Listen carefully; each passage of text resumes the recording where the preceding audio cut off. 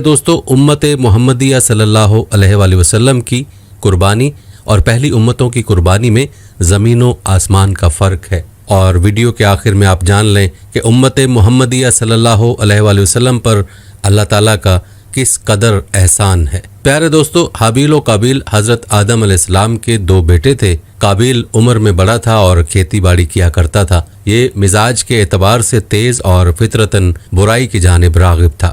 اس کا چھوٹا بھائی حابیل اس کے برعکس تھا۔ وہ نیک سرشت، متقی اور منکسر المزاج تھا۔ اس کا پیشہ بھیڑ بکریاں چرانا تھا۔ یاد رہے کہ یہ واقعہ اس وقت کا واقعہ جب روئے زمین پر انسانی زندگی ابتدائی حالت میں تھی اور حضرت حوا کے بطن سے ایک لڑکا اور ایک لڑکی پیدا ہوتے تھے۔ ایک ساتھ پیدا ہونے والے لڑکے اور لڑکی کا نکاح دوسری مرتبہ پیدا ہونے والے لڑکے اور لڑکی کے ساتھ کر دیا جاتا تھا۔ حابیل اور قابیل یہ دونوں حضرت آدم علیہ السلام کے بیٹے ہیں۔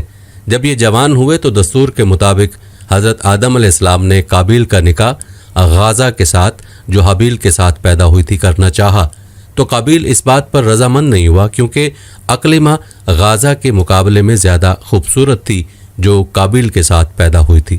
حضرت آدم علیہ السلام نے قابیل کو سمجھایا کہ یہ اللہ کا حکم ہے، لہذا تم یہ بات مان لو۔ اقلیمہ تمہارے ساتھ پیدا ہوئی ہے، اس لیے وہ تیری بہن ہے، اس کے ساتھ تیرا نکاح نہیں ہو سکتا۔ مگر قابیل اپنی بات پر اڑا رہا۔ بالآخر حضرت آدم علیہ السلام نے ان دونوں بھائیوں کو حکم دیا کہ تم دونوں اپنی اپنی قربانی اللہ کے حضور میں پیش کرو۔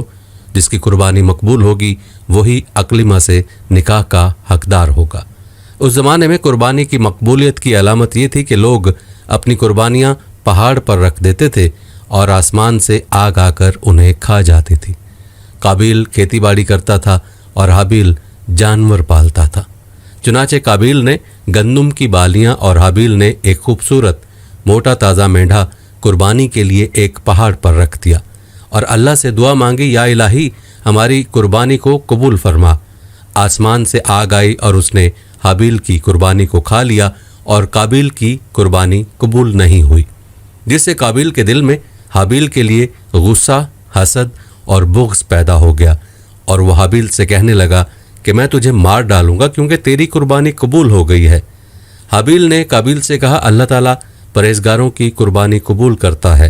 اگر تو میرے قتل کے لیے مجھ پر ہاتھ اٹھائے گا تو میں تجھ پر ہاتھ نہیں اٹھاؤں گا کیونکہ میں اللہ سے ڈرتا ہوں۔